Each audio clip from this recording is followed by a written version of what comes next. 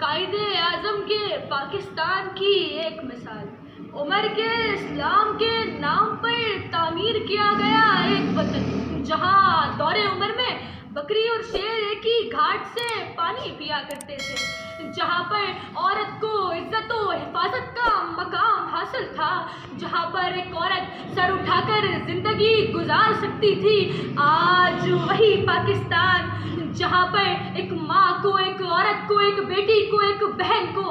سر عام رسوا کیا جاتا ہے، اس کے ماں ہونے کی بھی پاسداری نہیں کی جاتی، جہاں پر مذہب تو دور انسانیت کا بھی نام و نشان نہیں۔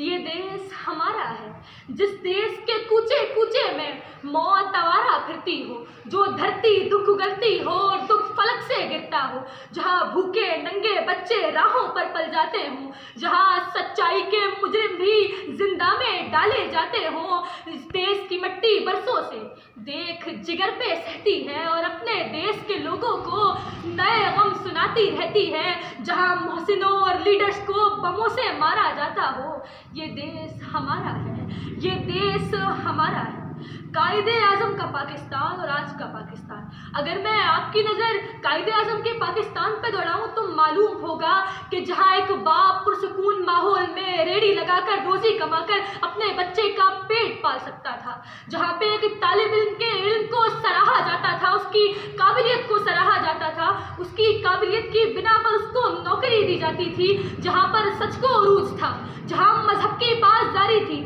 جہاں پر ایک عورت سر اٹھا کر زندگی گزار سکتی تھی، جہاں ایک عورت کو عزت و حفاظت کا مقام حاصل تھا، جہاں ہماری مادری زبان جس کی بنا پر یہ ملک حاصل ہوا اس کو فوقیت حاصل تھی۔ لیکن آج کے دور میں جب ایک مزدور باپ پرسکون ماحول میں ریڑھی لگانے روزی کمانے گھر سے باہر نکلتا ہے تو صدر علی وقار وہ گھر نہیں لوٹتا،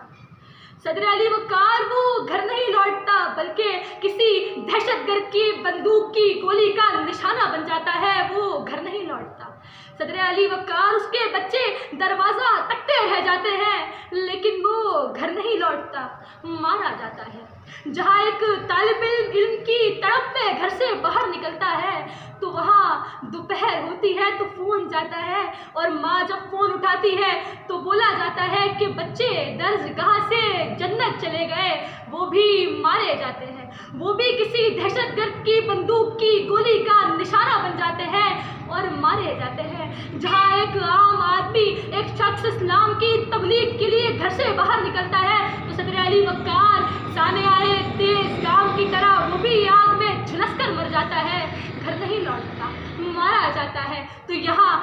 افسوس سے کہنا پڑتا ہے کہ قائد ہم تو شرمندہ ہیں، اس دور کے انسان ہو گئے۔ اے قائد ہم شرمندہ ہیں، امن کا گہوارہ بنے گا، مسلم کی آنکھ کا تارا بنے گا، قوم کا سہارا بنے گا۔ اے قائد ہم سے رکھی نہ گئی لاش تیری، اے قائد ہم شرمندہ ہیں، اے قائد ہم شرمندہ ہیں، اپنا نہ سکے انداز تیرا،